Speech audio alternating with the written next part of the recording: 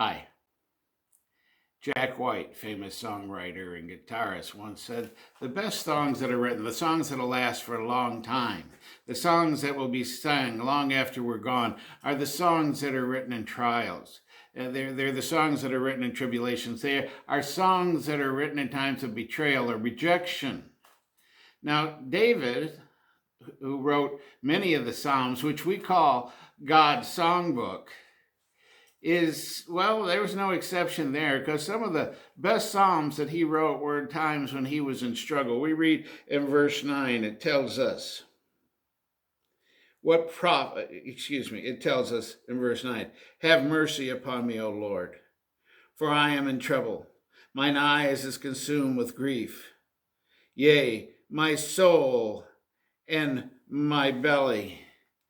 David just couldn't handle a lot. Now, we go back to verse 4, and we see him saying, pull me out of the net that they have laid privily for me, for thou art my strength. You know, he's looking at the world, and he's seeing everything falling apart around him. He sees people laying traps for him. Go over to verse 10. For my life is spent with grief, and my years with sighing, and my strength faileth because of mine iniquities, and my bones are consumed. We see there that David is, he's not just talking about other people betraying him. He's talking about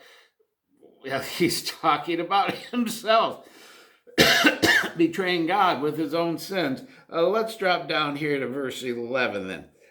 I was a reproach among all mine enemies, but especially among my brethren, my neighbors, and to fear mine iniquities, they that did see me without fled from me. I am forgotten as a dead man. Out of mind, I am like a broken vessel.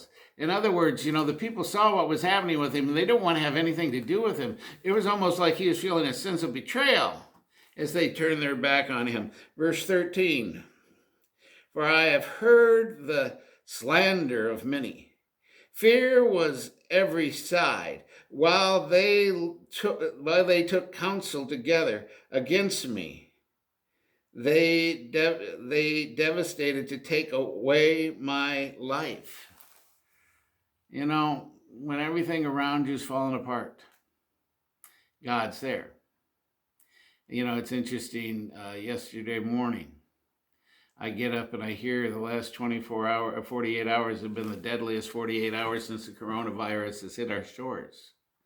And it may seem darkest right now, but you know what, folks? We're going to move ahead. And like David, when everything felt like his personal life, his friends, his enemies were all coming after him at the same time, everybody was betraying him at the same time, he still knew who was there to take care of him and protect him. That's my thought for today. God bless.